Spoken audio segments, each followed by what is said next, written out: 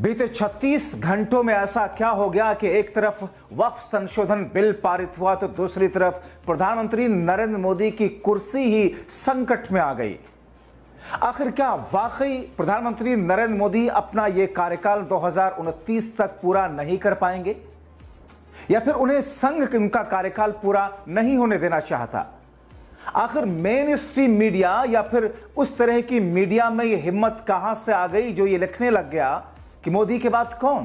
दोस्तों, प्रधानमंत्री नरेंद्र मोदी जी के लिए आखिरी फैसला आ चुका है, या फिर यूं कहिए कि मोदी जी के लिए अल्टीमेटम पूरी तरह से जारी हो चुका है, या फिर यूं कह लीजिए कि मोदी जी की कुर्सी पूरी तरह से संकट में है।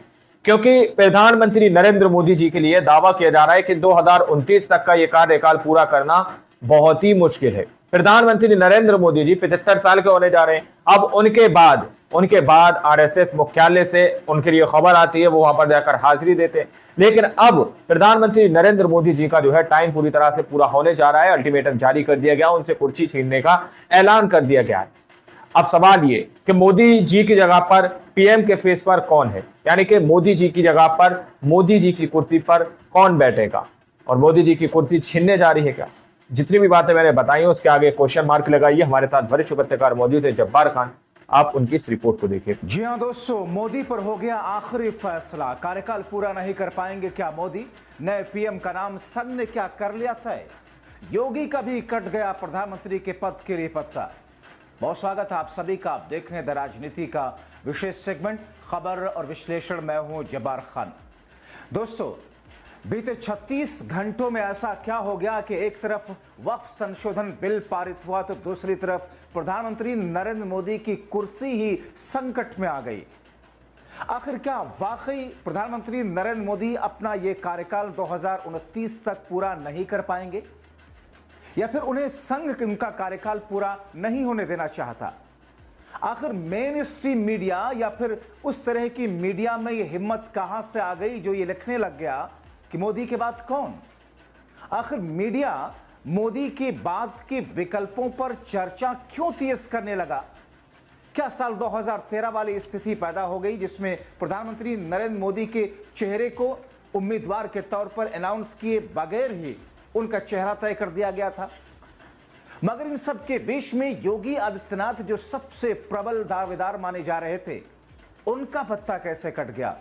क्या संघ उन्हें भी नहीं देखना चाहता? या फिर पीएम के चेहरे पर पार्टी में मोदी और शाह की जो गठजोड़ वाली स्थिति है, इसने मीडिया में एक नया नैरेटिव फैलाने के लिए ऐसा किया? दोस्तों, विस्तार से आपको बताते हैं। खबर महत्वपूर्ण, अहम और संवेदनशील है। दोस्तों, आपने बीते 2024 के लोकसभा चुनाव के बाद से ही इस बात को लगातार अलग अलग चर्चाओं में, टीवी डिबेट्स में छोड़ करके, मेन स्ट्रीम मीडिया छोड़ करके सोशल मीडिया और यूट्यूब पर देखते और सुनते आए होंगे। आपको याद होगा 2024 का लोकसभा चुनाव, जब पैरोल पर चुनाव प्रचार के लिए अरविंद केजरीवाल बाहर आए थे तो उन्होंने प्रधानमंत्री नरेंद्र मोदी के लिए एक बात कही थी कि ये 75 वर्ष पूरे होने के बाद में प्रधानमंत्री के पद पर नहीं रहेंगे। बीजेपी ने उसे हल्के में उड़ाया और फिर आपने बीते दिनों से ही इस बात को देखा और सुना कि मोदी के बाद तीन कौन? तीन इसलिए क्योंकि तीन नाम अक्सर चर्चाओं में रहे। वो तीन नाम कौन? तो मोदी जी के बाद मोदी की कुर्सी पर बैठेंगे, पीएम की कुर्सी पर, जब संघ ने उनके सर पर हाथ रखा। और दूसरी तरफ अमित शाह, जो खुद को प्रधानमंत्री नरेंद्र मोदी का एक तरीके से राजनीतिक तौर पर प्रधानमंत्री पद के लिए वारिस समझ करके बैठे हैं। और तीसरी तरफ संघ के अपने चहेते, संघ के अपने लोग, जो कि भारतीय जनता पार्टी के इशारों पर नहीं, संघ की सहमति से चलें और चला सकें, जिसमें गडकरी का नाम आता है। उनके बाद में हाल के दिनों में महाराष्ट्र विधानसभा चुनाव के जीतने के बाद में देवेंद्र फडणवीस का भी नाम आया। मगर योगी आदित्यनाथ का नाम प्रबल दावेदारों में से था। मगर इस बीच में मीडिया की जो सुर्खियां बन रही हैं वो चौंकाने वाली हैं दोस्तों, क्योंकि अभी तक इस पर मेन स्ट्रीम मीडिया खामोश था। हिम्मत किसी की नहीं हो रही थी कि इस पर लिखे कि मोदी के बाद कौन?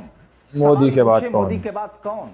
ये कहा है कि क्या वाकई 75 वर्ष पूरा होने के बाद प्रधानमंत्री मोदी अपनी कुर्सी छोड़ देंगे? या फिर इन तरह की चर्चाओं को लेकर के मेन स्ट्रीम मीडिया न सिर्फ बचता आ रहा था बल्कि खामोश था, कलम रोके हुआ था, जबान सिले हुआ था। अब अचानक जो खबरों की बाढ़ आ रही है और खबरें जिस तरीके से छपनी शुरू हुई, आप देख करके हैरान रह जाएंगे दोस्तों। ऐसे में एक तरफ से कई सारे ज्योतिषियों की तरफ से भी भविष्यवाणी कराई जा रही है और उनको भी खबरों में जगह दी जा रही है, तो दूसरी तरफ कयासाराई राजनीतिक जानकार और देश के बुद्धिजीवियों के वो वक्तव्य भी अब छपने शुरू हो चुके हैं। तो क्या वाकई प्रधानमंत्री नरेंद्र मोदी अपना कार्यकाल पूरा नहीं कर सकेंगे? क्या वाकई संघ ने तय कर लिया है या संघ से इतर कुछ और खिचड़ी पक रही है? दोस्तों आपको याद होगा 2013 का वक्त, 2014 के लोकसभा चुनाव से पहले प्रधानमंत्री नरेंद्र मोदी को जब प्रधानमंत्री पद का उम्मीदवार बनाया गया तो पहले उनको उम्मीदवार घोषित नहीं किया गया था। गोवा के अधिवेशन में उनको भारतीय जनता पार्टी के प्रचार सूचना प्रचार के उस विभाग के अध्यक्ष के रूप में, चेयरमैन के रूप में, उसके इंचार्ज के रूप में उनका नाम तय किया गया था। और उसके बाद में मीडिया में सुर्खियां बनने लगी कि नरेंद्र मोदी गुजरात के पूर्व मुख्यमंत्री प्रधानमंत्री पद के उम्मीदवार हैं। हालांकि उस वक्त लाल कृष्ण आडवाणी सरीखे कई लोगों ने किस तौर पर इनके मुकाबले शिवराज सिंह चौहान के नाम को आगे बढ़ाने की वकालत की थी।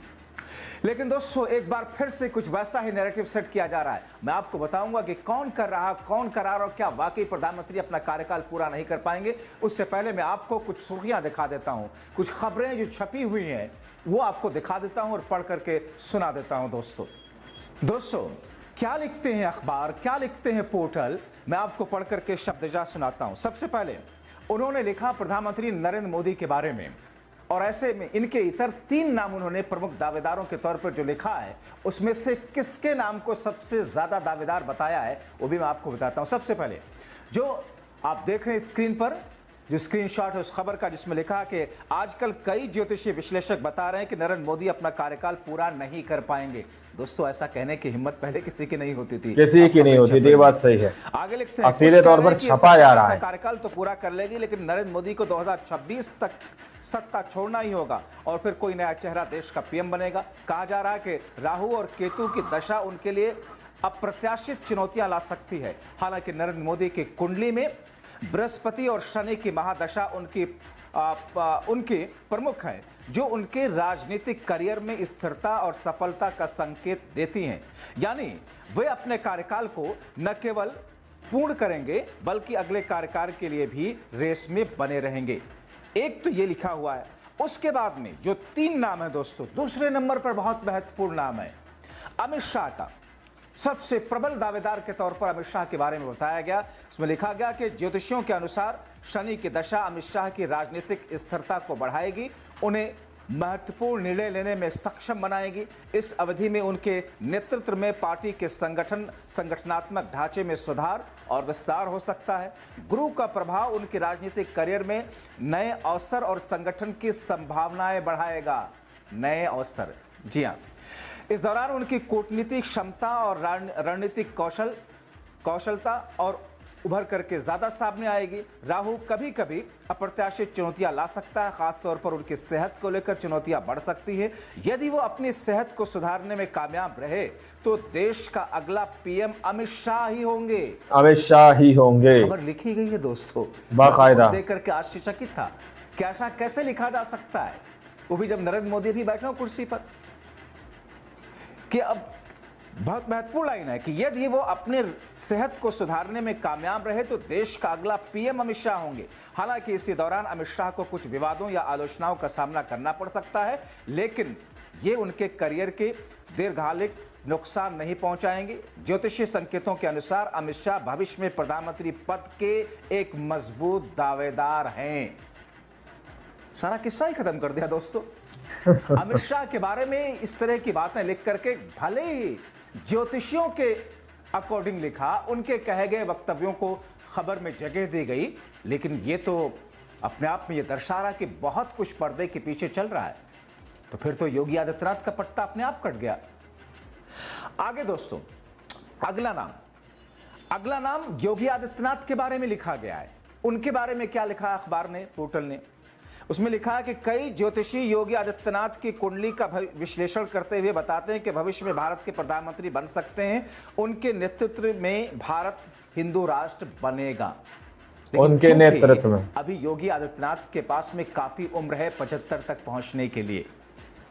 तो प्रबल दावेदार के तौर पर अमित शाह को ज्यादा दर्शाया गया इस खबर में दोस्तों, क्योंकि अमित शाह के मुकाबले योगी आदित्यनाथ के पास में अभी बहुत लंबा समय है। और एक चीज और बताऊं, मैं ये पूरी खबर पढ़ूंगा उससे पहले आपको बताऊं कि अभी इसी वक्फ संशोधन विधेयक को लेकर के जब चर्चा चल रही थी और अखिलेश यादव ने जब संसद में कटाक्ष किया था, जिसमें बीजेपी के राष्ट्रीय अध्यक्ष को लेकर के और कुछ और चीजों को लेकर, तो अमित शाह ने खड़े होकर के कहा था योगी जी के बारे में कि वो तो रिपीट कर रहे हैं। क्या मतलब इसका? नीतीश कुमार के बारे में कभी नहीं कहा कि रिपीट कर रहे हैं, योगी के बारे में कहा कि रिपीट कर रहे हैं, यानी कि उनको यूपी तक ही सीमित कर दिया गया। प्रधानमंत्री पद के दावेदार के तौर पर योगी का पत्ता अमित शाह और मोदी तो काट ही चुके हैं पूर्ण रूप से, यूपी तक सीमित कर दिया। अब वो रिपीट कर रहे हैं, मतलब मुख्यमंत्री रहेंगे नहीं रहेंगे, पहला स्टेप से बता दिया कि वो यूपी से बाहर नहीं आ रहे। और आगे क्या लिखा योगी आदित्यनाथ के बारे में कि कई सारी चुनौतियों का सामना करना पड़ सकता है, हालांकि शनि और मंगल के प्रबल स्थिति के चलते वो और भी ज्यादा दृढ़ और निडर होकर के सामने आएंगे। आने वाले समय में उनके प्रभाव और राजनीतिक कद में वृद्धि के संकेत हैं। ज्योतिष मानते हैं कि उन्हें कोई रहस्यमयी बीमारी भी, जिसे उन्होंने अपनी पूजा के बल पर काबू में कर रखा। योगी के बारे में कोई रहस्यमय बीमारी भी है उनको, इसे काबू में कर पाए तो उनका पीएम बनना आगे आने वाले दिनों में। दोस्तों, आप लोगों ने इस वीडियो को शुरू से आखिर तक देखा। वीडियो के अंदर साफ तौर पर बात की गई है कि किस तरह से प्रधानमंत्री नरेंद्र मोदी जी का जो 75 साल का कार्यकाल है वो पूरा होने जा रहा है, और जो अघोषित नियम है वो उसके तहत प्रधानमंत्री नरेंद्र मोदी जी को अपना पद छोड़ना पड़ेगा। अब सवाल ये उठ रहा है, क्या प्रधानमंत्री नरेंद्र मोदी जी अपना ये 5 साल का कार्यकाल 2029 तक का ये कार्यकाल पूरा नहीं कर पाएंगे? अब जितने भी यहाँ पर चेहरों के नाम आपको बताए गए हैं, सीएम योगी आदित्यनाथ या फिर गृह मंत्री अमित शाह, एक चेहरा और भी है जो इस वीडियो के अंदर आपको नहीं बताया गया। तो ये वो चेहरे हैं दोस्तों, जिसमें सबसे ज्यादा दर्शाया गया चेहरा गृह मंत्री अमित शाह का है। यानी कि मोदी जी अगर हटते हैं तो मोदी जी की जगह पर गृह मंत्री अमित शाह को पीएम बनाया जाएगा। तो ये मोदी जी के लिए एक बुरी खबर हो सकती है। बाकी आप लोगों ने इस पूरी रिपोर्ट को देखा सुना, आप लोग इस रिपोर्ट के बारे में क्या सोचते हैं, क्या समझते हैं, अपनी राय आप लोग कमेंट सेक्शन में जरूर दीजिएगा। और सच्ची पक्की खबरें देखने के लिए चैनल को सब्सक्राइब कीजिए। मिलता है अगली वीडियो में, जब तक के लिए जय हिंद, जय भारत।